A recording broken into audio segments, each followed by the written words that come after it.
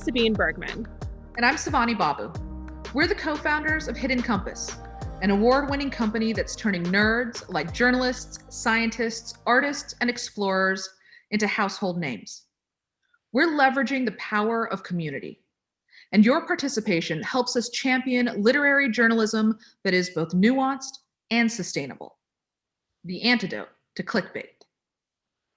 Meet the author behind this story and directly support their work with a contribution. The storyteller will receive 50% of crowdfunding proceeds, on top of what we already pay. The other 50% support Hidden Compass and our mission. My name is Russell Frank. I'm a journalism professor at Penn State University. I'm also a newspaper columnist. I'm an avid hiker, and I would used to call myself an avid traveler, but what I really like to do is go live abroad rather than travel abroad. Recently came back from 6 months in Greece where I was doing research and teaching as a Fulbright scholar. I've known a lot of journalists in my time who always knew that this was what they wanted to do with their lives, the kind of kids who started neighborhood newspapers when they were in elementary school. This was not me. I totally just stumbled into journalism. I was working on my doctoral dissertation in folklore studies. I was running out of money. I think I was down to my last $100 at the time. So I applied at the local newspaper, and the only reason they hired me, with my total lack of experience, was that I spelled ukulele right on their editing test. I'm not kidding. From the moment I walked into the newsroom, I just loved being a reporter. I loved trotting around town with a reporter's notebook in my back pocket, interviewing people, coming back, writing the story. I said, wow, I think I've found something I can do for my whole life, which is pretty much what I've done. During the time I was a reporter in California, Yosemite National Park was my beat for a while. And so every day I got to go to work in one of the most beautiful places on earth. I said, I have the best job in America. One memorable moment was there was a big fire in the park.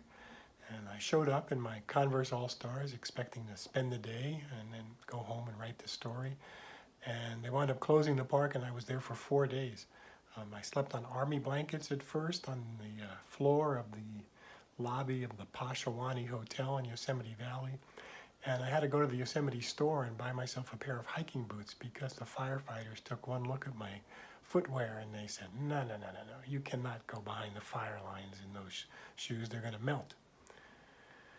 Eventually I moved back east, which is where I'm from, landed in central Pennsylvania, which is pretty much a hiker's paradise. And I bought a trail map, and I found out that the guy who made this beautiful map was a local guy. And I said, I really should write a story about him one of these days. Well, years passed and I didn't do it. And finally I got in touch with him and I interviewed him, and then I arranged to go out in the field with him on something he calls field truthing, which involves going out on the trails to make sure that the information you put on your map corresponds to what people are going to find out in the woods.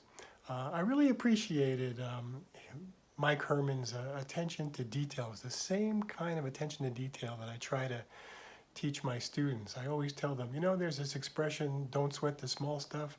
I said, we're about sweating the small stuff. Every mistake you make undermines your credibility.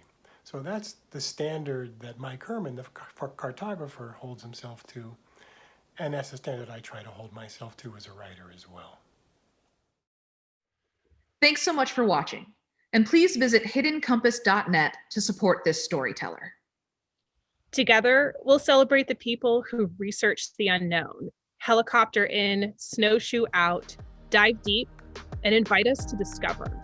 These are our new influencers. Explorers are in. Are you?